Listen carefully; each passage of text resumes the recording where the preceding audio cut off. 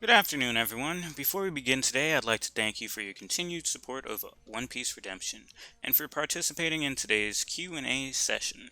Quite a few questions have been submitted, and I will be attempting to get to as many as I can within the set time frame for the video.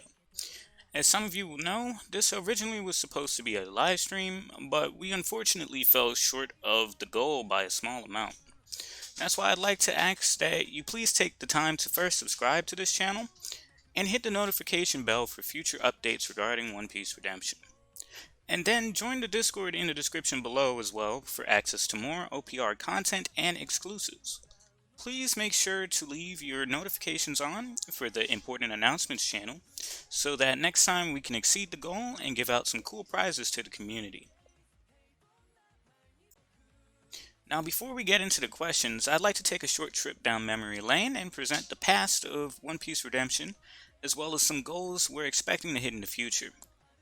Now, every good story must have a start, and for One Piece Redemption, it all started with a game named One Piece OS, or otherwise known as One Piece Open Seas. This is the original one, not the one that was recently released in, I believe, 2019. Now, my very first public project under the name of Psychonaut X was One Piece Open Seas, or OS. At that time, it was a place where I could learn to script and not only enjoy my time talking with friends, but other One Piece fans.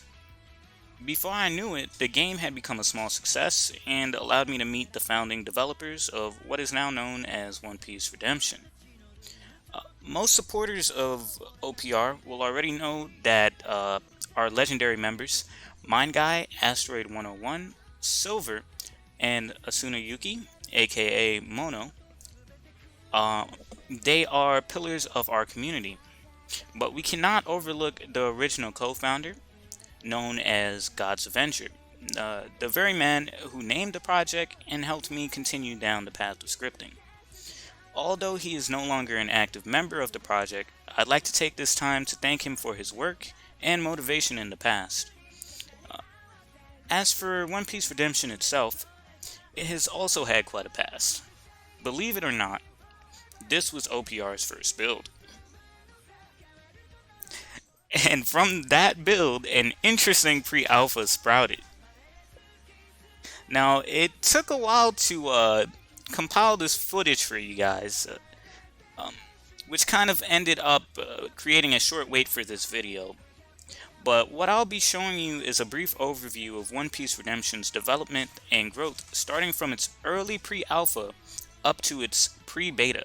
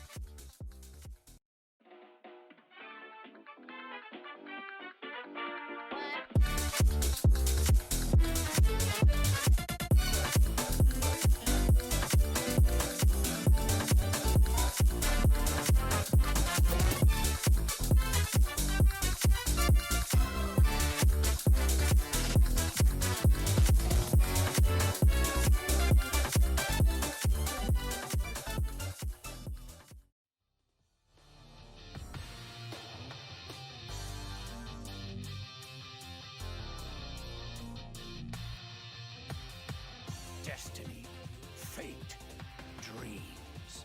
These unstoppable ideals are held deep in the heart of man. As long as there are people who seek freedom in this life, these things shall not vanish from the earth.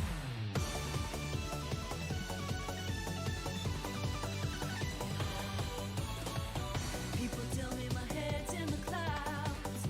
I don't care what they say because I'm dreaming of you. You are the treasure I found. So bright, so bold, yet so elusive. It's hard to look away, even though it's blinding me. There are no 人の夢は終わらねえ。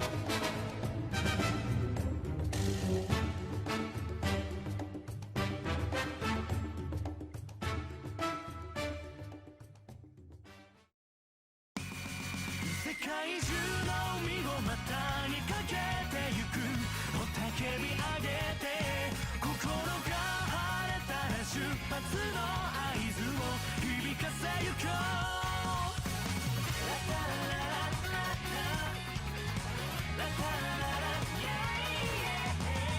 定められた道を抜けて空と海の境目に今僕ら漕ぎ出してゆくのさ暗い海の底に息潜めるアドベンチャー想像するだけで楽しくならないか世界中の海を股にかけてゆく雄たけび上げて心が晴れたら出発の合図を響かせゆこう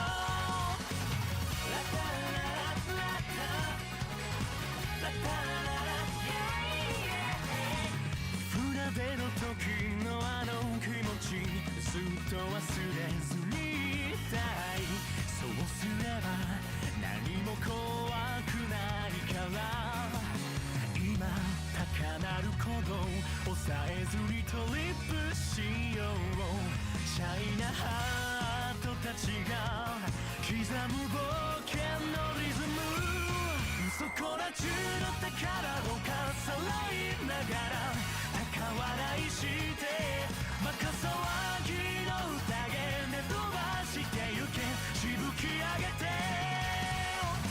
Life is adventurous, be aware it's dangerous. Who's gonna be one of us? In a trip goes on because we're the pirate of the must. To the west, to the east, gonna find my way and sail away all the way to Columbia. 空っぽの胸に夢を詰め込んで翼広げて吹き抜ける風に心を染めたならいざ進もうそこら中の宝をかさらいながら高笑いしてバカ騒ぎの宴で飛ばしてゆけしぶき上げて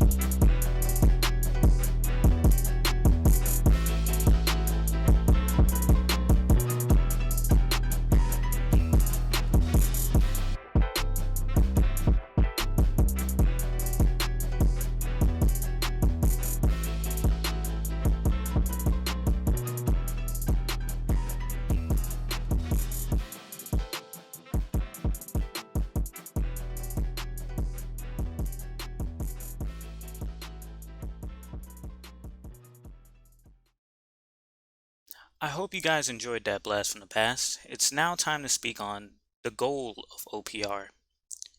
Now, through my time developing this game, I have seen a lot of people that have had a misconception about OPR's goal. Now, today I'd like to clarify that OPR is meant to be a game that differs from usual One Piece games on the platform. It has never been meant to be a popular or even a front page game. When we started One Piece Redemption, our intention was to offer a game full of exploration and adventure. In addition to all the features and tidbits of One Piece that other developers do not usually give attention to, OPR is meant to be a game that brings the actual feel of the One Piece world to the Roblox platform without being riddled with pay to win mechanics and mind dulling grind. We'd like to give not only our supporters, but true One Piece fans a place to feel truly at home. And from the start, our player goal has always been only 500 players. We'd like to keep it at that so that we know this many players will have a feeling of true community where people can recognize and respect each other for what they've done in game.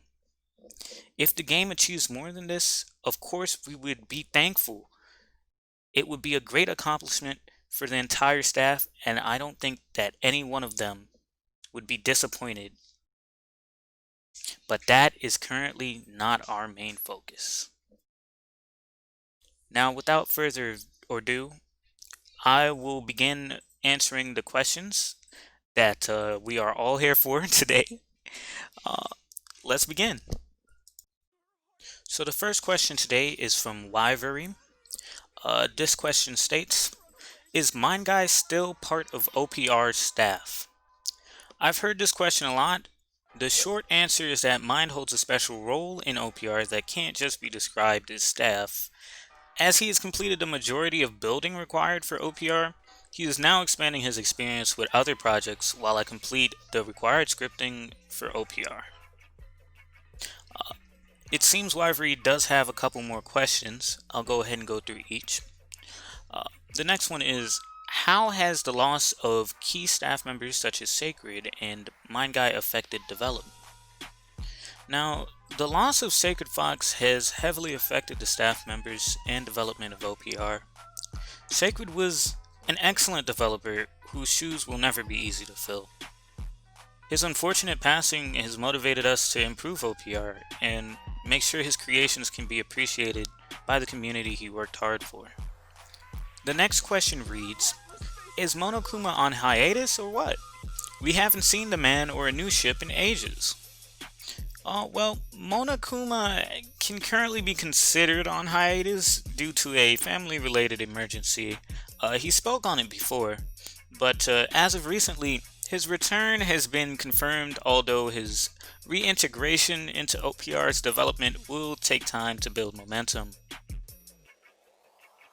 The next one states, what role does Ryzen play in development as a chief executive? As you know, Ryzen has been a longtime supporter of OPR, even during its earliest public testings.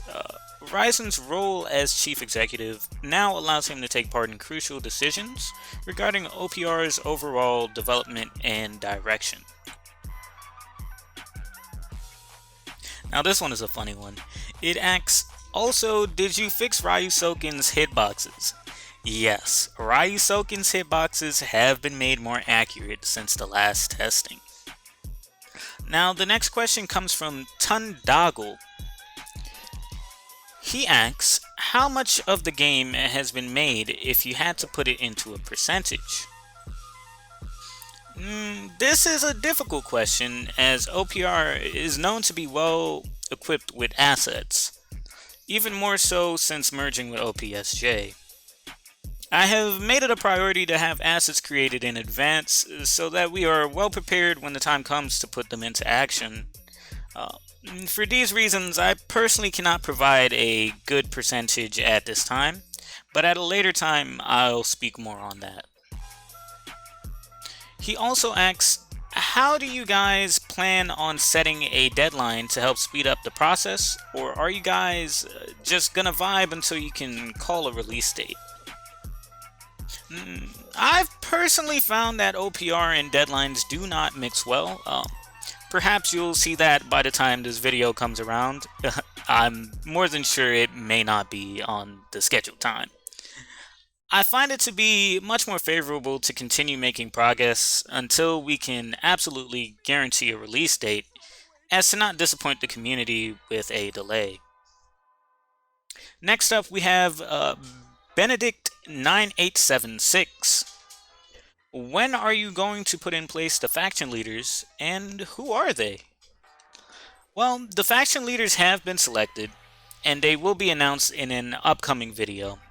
I'm very sorry for the wait. I know it's been a while since we have selected them. Our next question is from Kaji Tet. Are there any new boats? There are plenty of pre-made boats and vehicles that will be upon launch. They'll be available, and some are even being held for future updates. Perhaps I might show that at a later time if there's enough interest in them.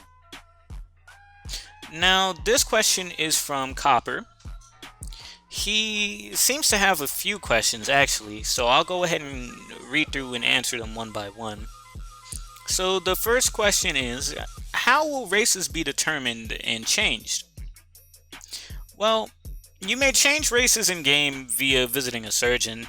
You may also permanently be changed to a separate exclusive race via in-game interactions and secrets. Classes will be obtained via special missions given by trainers. You can advance your class simply by using it. And this is referring to the question, how will classes be learned? Now, the next question is, how will crew islands and custom crews work? For example, Germa turning into clones, raid suits, and the weird custom perks.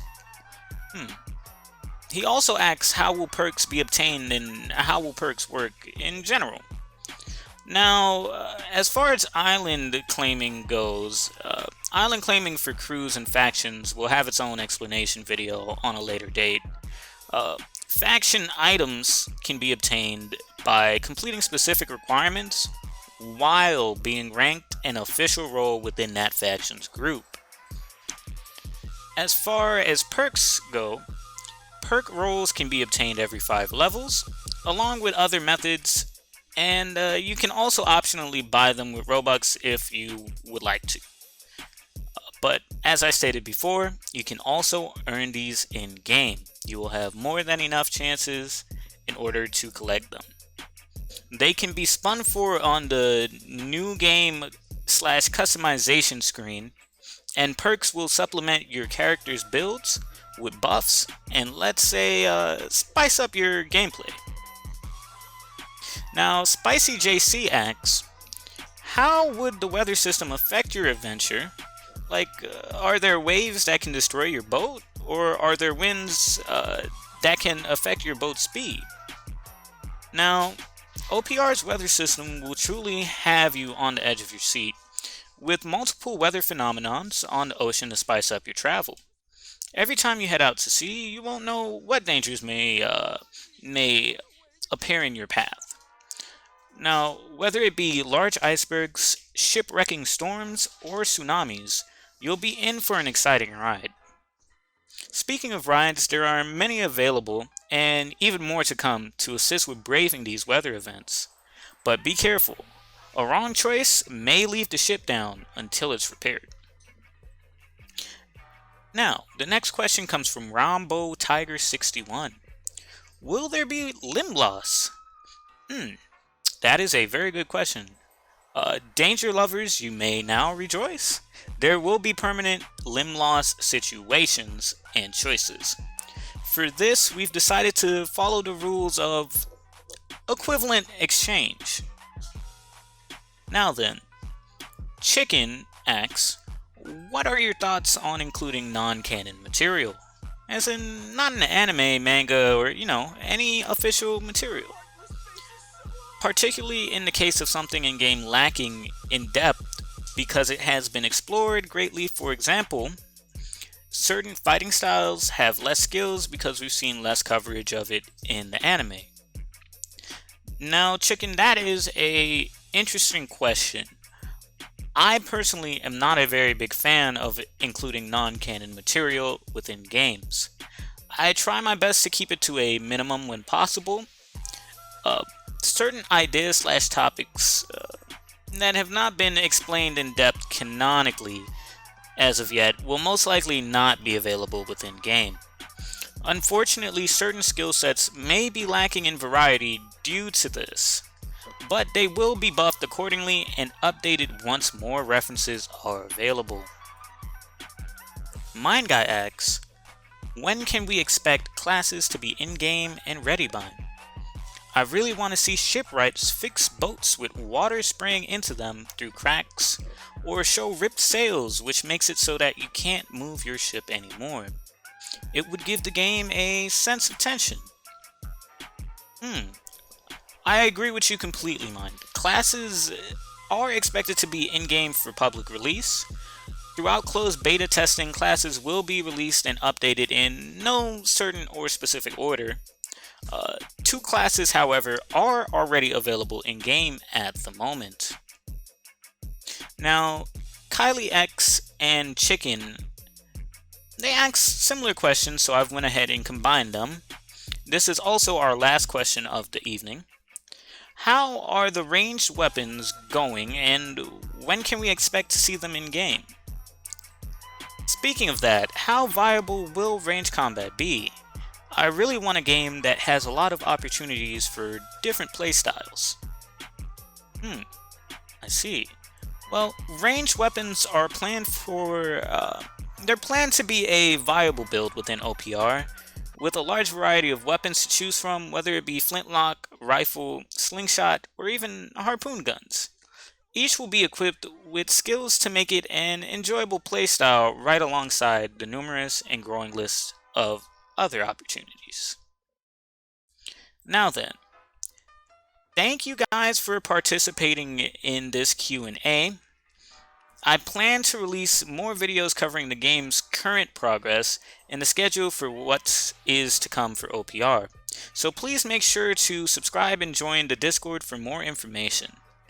Thank you once again for viewing and participating in One Piece Redemption's second question and answer session. This is Pixel Vibes signing off.